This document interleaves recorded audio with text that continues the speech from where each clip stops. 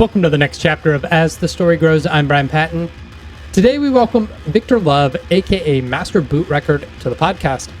Master Boot Record released Personal Computer back in May on Metal Blade Records. Victor talks about the metal and techno scenes in Rome, getting into computers, his love of chiptune, writing his albums on YouTube, Keygen Church, and so much more. We've seen some growth on the mailing list in the last few weeks, and I love that. The mailing list is the best way to keep you updated on episodes of the pod you might have missed. I have record recommendations and more. A link to sign up is in the show notes and at asthestorygrows.com. You can also find a link to our Discord server, which is the other best way to stay connected to the podcast. Join us. This was an enjoyable conversation, and I love Master Boot Record's blend of metal and video game soundscapes. So I hope you guys enjoy getting to know Victor Love of Master Boot Record.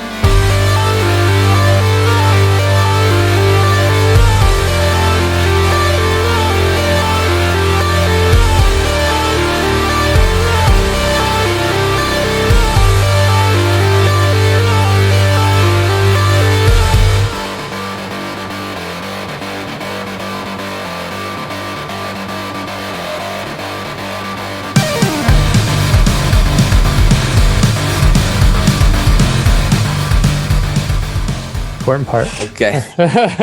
This is literally the first time I'm using this Zoom thing. Oh, yeah. Lucky. This is like the American lifeline when COVID hit. Yeah, I think this thing got very famous during pandemic or something. Yeah. Everyone was on Zoom. How you doing? I'm doing fine. Yeah. That's getting ready for the new album release, and I don't know. Yeah, nothing much going on actually. Yeah. Just these days, I don't write much because after. When I'm waiting for the new album and stuff, I just stop doing anything like on the musical side, of course. Yeah. If we are talking about that. So I'm just in standby. So I'm taking care more of, just hanging out with friends or maybe, regular family and stuff. Yeah. Nothing special. Is that like a new thing? Because I was looking through your discography and it seemed quite prolific up until the end of 2020, where it seems like there was a pause before this new record that's about to drop. What do you mean? That I've been very prolific? Like it seems like you put out a lot of music in a short amount of time. Is this whole just waiting and doing other things until the new record come out in this standby position? Is that new for you? That's pretty much because everybody is saying all the time that they can't keep up with all the stuff I'm doing, and so that had to kind of slow down because then there's people saying I didn't finish to check the latest album, and then you're already making another album, and everybody was going crazy about it. So, but I think it's about that, but it's also about. I was doing also another side project in the meantime anyway. Yeah. So I'm trying to keep busy between the two projects right now. So I'm trying to schedule it more. And of course, it's different when you're releasing on a label like Metal Blade. Right. And when you are just dropping stuff completely on a roll. The first year, especially the first 4 albums were very one after the other. For example, the 4 releases, the first 4 releases happened in the same month. So when I started the project, it was the 1st of September. I was not even making albums actually. Yeah. I was experimenting I was making a new instance for an album on Bandcamp. And then I was adding the songs one day by day while progressing. And then I was going on and on like this, and then maybe I got 7 songs. I closed this album and I make a new one, and then the week after I was writing more songs and then uploading. Every time the album was the first 4 albums were like being created like during the weeks. It was not like that I finished an album and I released it even. Yeah. I was also making like weird nerd games, like for example with Check Disc, the first full album, because it was like called Check Disc. So it was like first I was uploading noise, like noise files in this album, and you could buy it if you wanted. And then I was running the Check Disc, like metaphorically.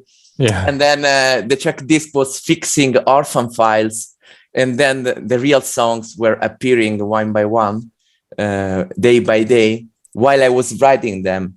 So it was really crazy. Like, oh man, I was not even checking the mastering or mix or anything. I was just making the songs and uploading it on Bandcamp like the same day. Mm-hmm. So yeah, it's a bit very different from what I'm doing now. Yeah.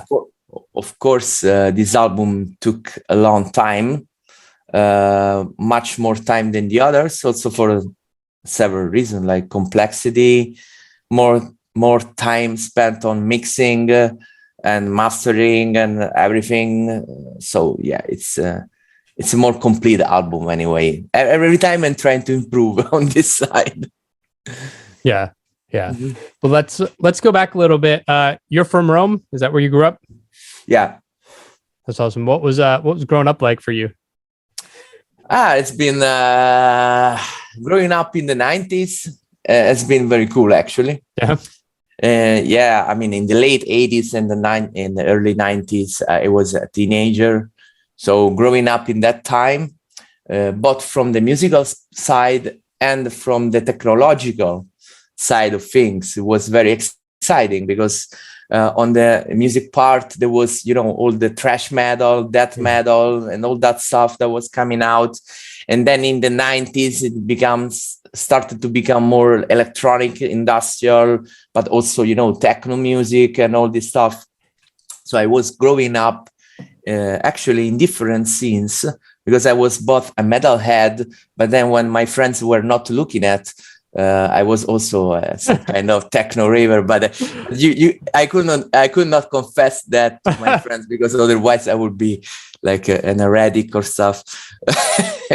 So I was always been into electronic and electronic music and metal. And then on the technological side, it was also very interesting because my father was into computers and stuff, of course, because and at first like an hobbyist. When the first Commodore 64 and Amiga and all this computer came out, we were in the cellar experimenting with this stuff. Then after that, he opened a computer shop and I was helping him. So I was like growing up, playing with computers and fixing computers. And then the internet came out. And, I was growing up while the technology was unfolding and the computer history was unfolding. So it was, I was experiencing all this stuff. And then Master Boot Record is basically reflecting all this life experience in a way, because I was working on the computer shop until the early 2000s. Yeah. Then I started to work as ET specialist, so like system administrator, all this kind of stuff. Working at some private university as an system admin, and also helping with all the technical stuff. So yeah, it was I can say that my teenage time and childhood was quite exciting on that kind of side, because I was always a fan of computer and of course also music and stuff. Yeah. What was the music scene like over there in Rome? Was there like a local metal scene or techno scene for you to like be a part of, or Yeah, Yeah. it was pretty big actually. Uh, At the times, there was different clubs where I was going. At first, when I was the first time I was going clubbing for was like when I was 16, and it was like this club that's called Blackout Club, and it started in the opening for the underage kids in the afternoon, and I was 16 years old, and and there were this time frame where Nirvana was coming out, so all the grunge and stuff, and then after that, it was exciting because when I was growing up older, you were going to these clubs, different kind of clubs, and then every week there was something new coming out. I don't know, maybe Rammstein came out, or Korn came out, or Rage Against the Machine. In that period of time, especially, was all this kind of stuff, and of course also Pantera or Death. I don't know, a lot of bands were coming out. So it was really exciting, something that is not happening anymore. Because when you go to maybe a rock club today, they are just playing whatever is from the 90s or from 10 years ago. It's not like that you go there and you listen to some new music and everybody's freaking like what the fuck is this new band or stuff like that. And on the other side, in Rome especially, there was a big techno community, acid techno, underground rave community, especially in these places that are called social centers. It's called like occupied place, like squats, where they were making all these parties and stuff. So and in general in Rome, the techno scene is very strong, even today. So I was growing up, going around all this like metal concerts, techno raves, whatever, all this stuff. And this eventually has formed me as a musician. And in the meantime, another side, I was of my musical influences was of course so the chiptune. Yeah, like the music of video games of that time, like video games music, but also demo scene music. And I had a computer shop, so I was also exposed to a lot of crack music, of pirate software music. Like these intros that were before the cracked games with all the music and all this kind of stuff. And it's kind of very interesting that almost 20 years later, when I started this project, I also eventually started to work with this record label that's called Data Alliance, which released most of my albums actually before I signed with Metal Blade, but I also collaborating also right now with them. And they are actually the guys, they have roots into the crack scene and demo scene because they are affiliated to the crack group Razor 1911. So it's kind of weird that, I was growing up around all this kind of scene, and then eventually we meet up later for doing albums together and releasing vinyls shaped like floppy disks and all this stuff, Yeah. It's kind of destiny. Yeah. When you started playing music, I mean, do you have any like classical music training, or is it more in like programming? When I was a kid, I was doing a few years of piano lessons. Okay. Just private lessons because there was a girl that was living upstairs, and she was a pianist, and she taught me some piano. But that was when I was like 6 years old, something like that, 2-3 years. Then later on, I gave up the piano, and then I started I think I gave up piano for guitar when I watched the movie Back to the Future. When there is like that is playing the guitar on the stage, and I was like, okay, I want to play guitar. And then, I got exposed to heavy metal and stuff. And so I started to play guitar. My mother wasn't so happy about that. But yeah, mostly when I started to write my music, it was mostly self-taught. Yeah. So I started to write music with computers in the middle of the 90s with I don't know, old software like Cool Edit or Samplitude Studio, this kind of stuff. And I was using Fast Tracker, the tracker to make mostly just the drums, because I was not so skilled with trackers and stuff. Yeah.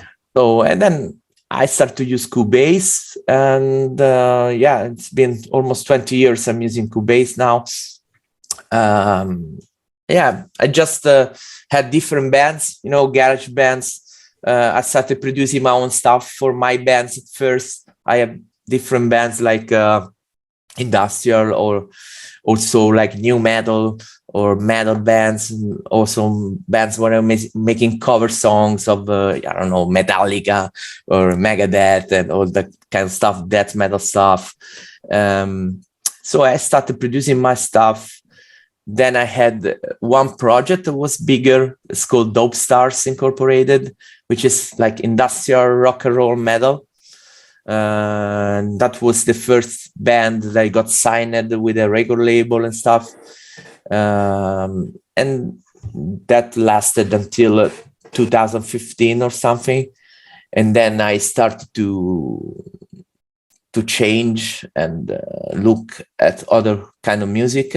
And eventually I came back into starting to write metal stuff, because the project I had before was more like industrial rock and roll, was not metal at all. Yeah. It was more like, I don't know, Rammstein mixed with Motley Crue or Guns N' Roses, something like that. And then when I started this project, I really, maybe even for the first time, for real, I started to compose metal stuff, even if it's like all synthesized in any way. But the attitude is very heavy metal, and most of the influences are more like from thrash metal, death metal, and mixed with chiptune, and of course classical influences for all the complexity part. So that's pretty much how I went.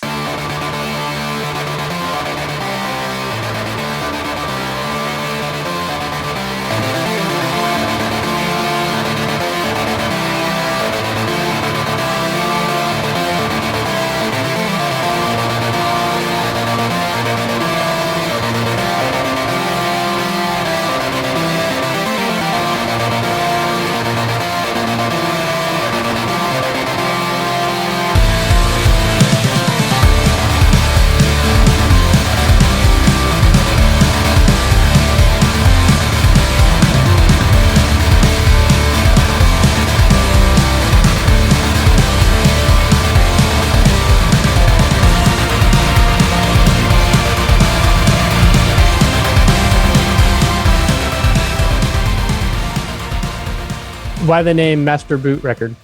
I really don't know. If you ask me right now, I don't know why I picked this name. Of course, it was all related to the concept that I wanted to do. This concept that was orbiting around the early computer era, especially the DOS era. So I had all these albums that were called Fix MBR and Check Disk and Edit Outexec.bat as config sys and all this stuff.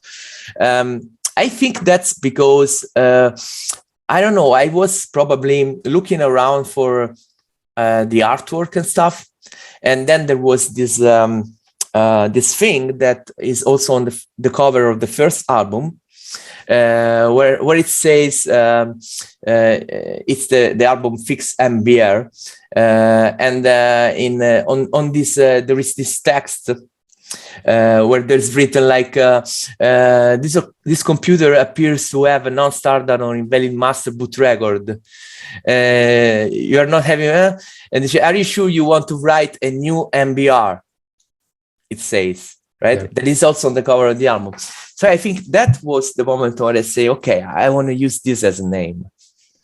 And do you want to write a new MBR? Like restarting again, because for me, this was a new beginning as a composer and as a musician. I wanted to have this new thing. And maybe that's why I picked this name. And then there is also, this mix of Icelandic magic, Norse symbols and all this stuff, mixed together with retro computers, because, it's the concept is like about some computer that got enchanted by this magic and it started to write crazy music. And so I mixed these things together. I mixed a bit of my past as a computer technician together with my past as a metalhead, and I put it together to make this project.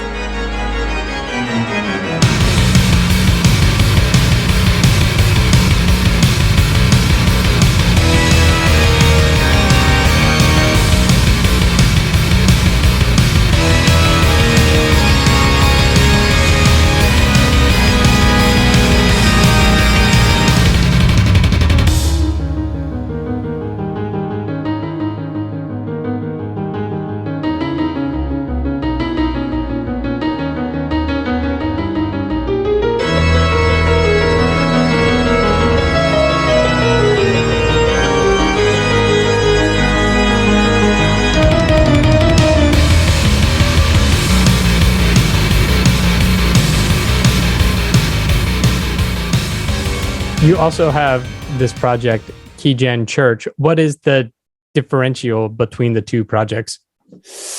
I think the main difference is, of course, the sound set. Okay. Because Keygen Church is focused on two main instruments, which is the pipe organ and the piano, which are the main instruments. And then you have this other component with the drums and the synth guitar that are similar to Master Boot Record, but Master Boot Record is more like chiptune classical. Yeah. And it's more electronic, while Keygen Church is more like more classical, like really old classical, like with a pipe organ and piano and stuff. I began this project because I was going to a trip in Venice. And during this trip, I was going to a church. And in this church, there was this guy that was playing the pipe organ, very strange music, and I got inspired by this. And when I was coming back, I was starting to try to find out some software to make pipe organ music and piano. And I started to play around with it, and it just came out. There was just a moment when I had the feeling that I want to do something different and something that was not even more independent compared to Master Boot Record. Yeah. Because I really wanted to have. I was just signed with Blood Music for an album, which was before Metal Blade. I was doing a couple of albums with Blood Music, and since that was a record label, I had to wait for the release of the album. Yeah. So that was like a moment. I was making so many albums, as you said before, and I had to wait. So I didn't know what to do because I was really inspired by writing music, and so I just created this new project. So with a different visual style, different concept. So yeah, it was a way to experiment something different. And I'm very happy about it because especially with the second album, the new one that was doing like a year ago, is getting a lot of good feedback. And I think I would probably make a new album with Keygen Church sometime in the future, like maybe in this autumn or something like that. That's cool. How did you get connected with Metal Blade? Metal Blade, I think the first time, I think they were like tweeting some of my stuff. There's this guy Vincent from Metal Blade that got hooked with my music, and he started to follow me on Twitter and stuff. At the time, I was signed with Blum Music, so it was just we just touched the base, and we talked a bit about my music and stuff, but we didn't really talk about making an album together. Then I made Keygen Church, and I kind of we started talking about releasing a Keygen Church album. But then in the end, I thought I wanted to keep Keygen Church really independent, like just because it was more like a project that was still starting, and maybe it was also too early for a project like that to jump on a big label, because I believe that a project should first grow on its own before making a step with a record label. This is what I did with Master Boot Record too. I think these days the musicians have the tools in order to grow their own fan base without a record label until a certain point. And then it's important, I think, because otherwise there is also the risk that maybe you release an album with a label, and the outcome of this album isn't what you expect, right? And this is not good for both sides, I think. So I said, okay, let's wait about Keygen Church, and I self-released it. And then after my obligation with Blum Music were over, I thought that it was instead a good moment for Master Boot Record to jump with a label like Metal Blade, because I feel that Metal Blade is also, a symbol. It's very symbolic for the metal scene. Yeah. And what I'm trying to do with the Master Boot Record is to kind of demonstrate that synth metal is actually metal. Mm-hmm. And it's not just electronic music or, because I think that when I'm composing, I'm basically doing metal, not electronic. Yep. Because the attitude, the kind of composition is really metal, and also the sound is very heavy, and it's not just electronic. Of course, the electronic part is very important for in the balance of the music I do, but still the core is very heavy metal. And so I did this first album with Metal Blade that was going very good, even though the pandemic hit just when the album was released. Everybody was going in lockdown and stuff, so I didn't have the chance to bring the album in a tour. We were actually working on a tour too, but it didn't work out. So then everything went to shit with the pandemic and stuff. And now I think it could be the right time for making that leap, because this album is even more metal than the previous. It's really, I don't know, the dynamic of it, the drums, I've been using other tools that make it even more heavy. The composition too is more heavy. It's more close to the metal scene. So that's at least what I hope. Yeah, I mean, listening through your discography, it feels like the earlier stuff is metal influenced electronic music, and this new record is electronic influenced metal. So there's definitely growth there in the metal genre to my ears. So yeah, this definitely, I'm gradually shifting more into metal because I think metal, it's a genre that has a lot of possibilities. And at the same time, the current metal scene really needs some kind of innovation. I think there is a lot of cool things in metal that's going on, But still, I think that there is still this kind of taboo in metalheads and electronic music. And with this project, I'm trying to break this taboo, like to say electronic music, I mean, at least as a method for doing it, because basically what I do is practically is electronic, because there is no real instruments, so it's not traditional metal. But still, what is metal? Metal is heavy stuff, like aggressive, powerful, fierce kind of music, inspired by classical music, because I think metal is the closest thing to classical music of modern music. If you take any kind of different of music, I think metal is the one that is closer to classical in general, because of complexity and stuff. And so, yeah, I think this is the direction I want to take.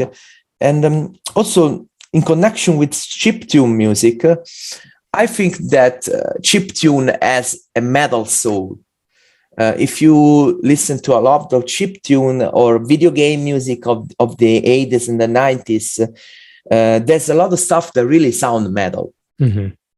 It's just that the sound is not metal, but the composition and attitude is very metal. If you take, I don't know, soundtrack from Mega Drive, or I don't know, a lot of different, for example, if you take the cover songs I did of video games, if you take Doom or Castlevania and all this music I was converting into synth metal, you can see that there is a lot of metal spirit into chiptune and video game music. And in fact, there's a lot of metalheads that are into chiptune music, actually.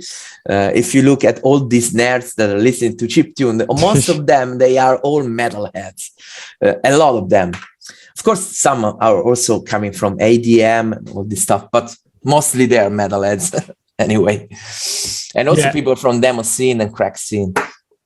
Yeah, I've noticed on like Bandcamp a bunch of like chiptune metalcore coming up with like a lot of Japanese artists, and like it's just becoming more popular, which is cool. It's like a fresh take on something that can sound stale. Yeah, of course. There's a lot of chiptune core, grindcore, chiptune and stuff. I know it's just some other, like this project, Master Bootstrap, takes also a bit of the attitude of chiptune on the fact that, for example, I'm using all the same sounds. So I'm kind of limiting the framework I'm working on with the sounds, a little bit like when on Commodore 64 or on old sound chips, you had a limited set of sounds, right? So you had this limited, also the limited number of tracks that you could write. For example, like 4 tracks, like one for the drums, one from the bass, one from. So the same kind of attitude I'm applying to Master Boot Record. I don't have a lot of different sounds. I just have my own sounds, and I'm just trying to compose with the sounds, trying to evolve them a little bit, making them better, mixing them better, but they're still the same kind of sound set. And that's a similar attitude also of classical music. Like, for example, classical music, when you compose for an orchestra, you have a limited sounds. If you compose for piano, you have only one sound. If you're composing for a quartet, you have only these 4 kind of sounds. So it's a bit the same kind of attitude that focus more on composition rather than on the fancy sounds, like, in electronic music, for example. It's more focused on the sound research, like different sounds, different effects and stuff. So I try to limit myself in order to focus more on the composition, which is also the same that happening in metal, where you have just guitar, bass, and drums and the voice. So it's the same kind of attitude anyway.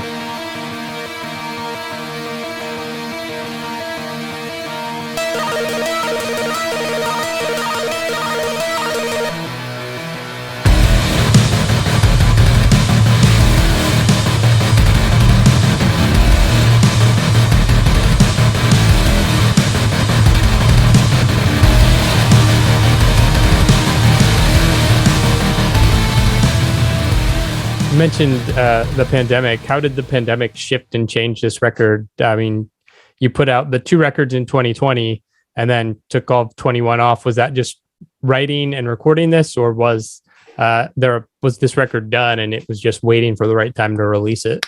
Well, this record was actually written, as most of my records, I was writing them in a live session on YouTube. Okay. Because I have this YouTube channel where I stream my desktop when I'm composing. So basically, I'm doing this not only for this album, but also for floppy disk overdrive, for the album before, and also for many of my albums. I was just I just hit the stream button and I go live. I don't even announce these streams, and I record and I start composing music. So this album was I started to write it 1 year ago during live streams. I was doing like I don't know, I think 20 or 30 live streams. I counted over 120 hours of live streams. Wow.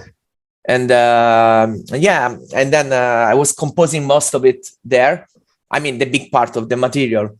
And then off the records, I finished the material. I put it together. Some stuff I didn't release. I didn't use it. Merged stuff. Took this riff from there and put it together. And I finished the album.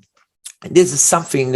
It's a process that I really like, because I like to have my people, my fans involved in the composition process. Of course, during pandemic, people had a lot of time. I also had a lot of time at home, so I was streaming very often. But I can't say that it was so different in a matter of how I have composed the album from the other ones. But for sure, I put a lot of more time into it, especially in the off the records part, in the mixing, polishing everything, because it's crazy that in the end it takes more time to polish stuff rather than compose it, like to compose the big part of it. To compose the big part of it took me like 120 hours, for example, but then to finish it took me much more time. So I was just taking my time to finish it. And then when it was ready, I gave it to Metal Blade. And of course, then the label needs their time, to release it, to put it on production and stuff like that. So it took some time to release it. But yeah, it is probably the album that I spent more physical time on working on it. Yeah, that's for sure. That's cool. Is this a project you think you could ever do in a live setting somehow, or is it just like you live streaming the writing process is like the live show for you? No, I actually did live shows already. Okay. I was doing live shows before pandemic, of course. Not so many. I did like 5 or 6 live shows. Because then the pandemic hit. And I have a drummer. In this shows. I had just a drummer. It was just me at the rhythm guitar. Then there is the drummer, and then there is the computer, of course, that is playing all the electronic part and also the synth guitar part. So we are basically playing over it, and of course the drums is removed from the computer electronic part. So the drum is completely live. And then there is the rhythm guitar. Then I play all the rhythm parts over the synth part. And and now we also have a lead guitarist. So it's 3 people live. And this I never had a lead guitarist before, because I thought it was impossible to play that stuff, because it's very, very complex. And of course, I'm not a lead guitarist. I'm a more rhythm guitarist. So, and this stuff is very complicated to play. And then it happens that there's this guy that's a friend of my drummer, and he was like, "No, believe me, this guy can do that." And this guy is a beast. Really, he's like, I don't know, Malmsteen or something like that. And he's like 22 years old. He's a beast, really. And yeah, and now we are starting rehearsal actually these days, because we have a festival in Spain, then we have another in Hungary and another in Germany. So we are just getting ready with the rehearsals. We were already getting ready for rehearsal with this guitarist before the pandemic for the tour, but then we couldn't never go bring it live. And I think the live of Master Butero is a very interesting thing. First because it provides a different experience, because the drums is real. There is these guitar parts that are played over it. I sometimes try to play different things from, harmonizing and stuff. So it's a different experience from the album, from the studio album. It's very, very different. And it's very powerful too, because the mixing together, the amplifier, the guitar, the real guitar sounds, the real drum sounds with the computer electronic parts in a live show, very loud and so on. It gets really big. And it was the shows that we're doing were very cool, in fact. And people were very happy about it. And I was also very happy. And so I can't wait to make more live shows in the future.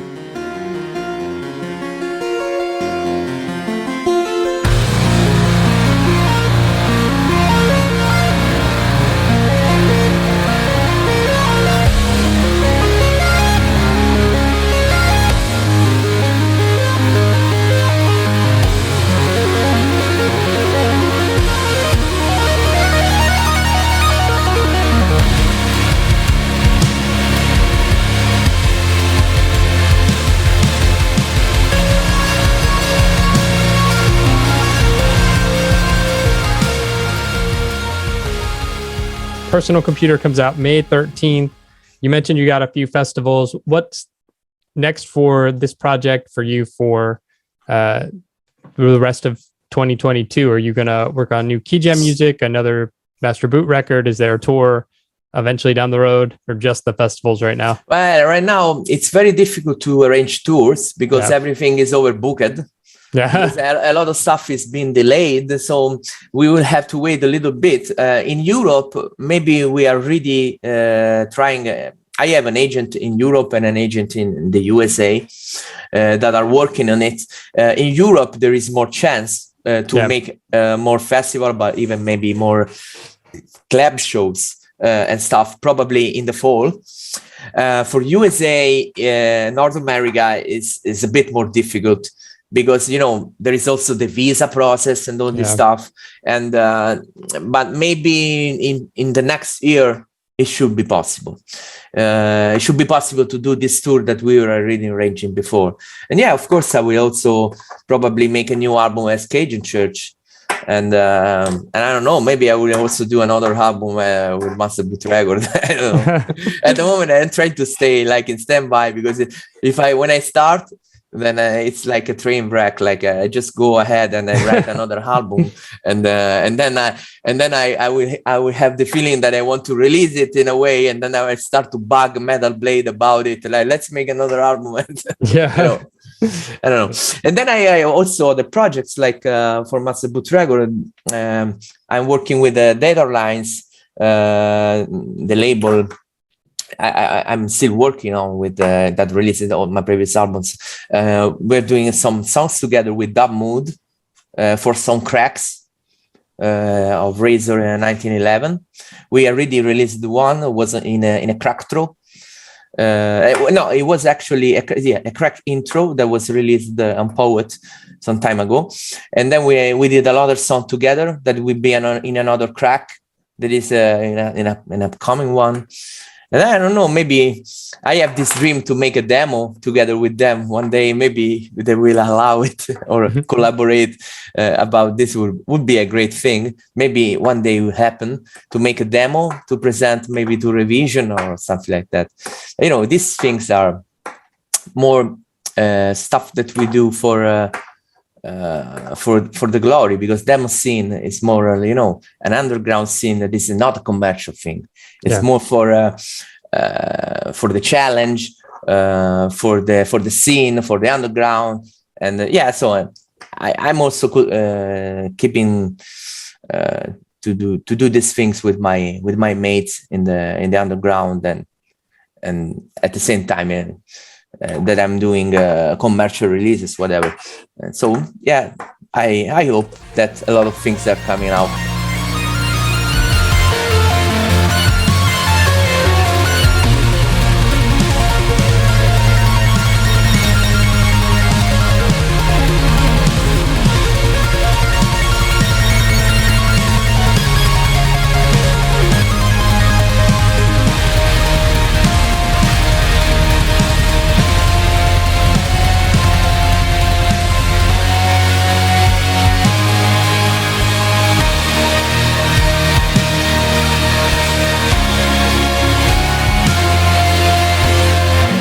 Thanks for listening to As the Story Grows. Our intro music was written and composed by Jeremy Hunt. The As the Story Grows theme is by Bob Nana. If you like what you hear, subscribe wherever you get your podcasts and give us a rating and review. If you'd like to support the show financially, you can join us at patreon.com/asthestorygrows. Be a part of our community and join the ongoing conversation over on Discord. If you enjoy this episode, share it on social media with your friends. Much appreciated, and thanks for listening. I never felt so young and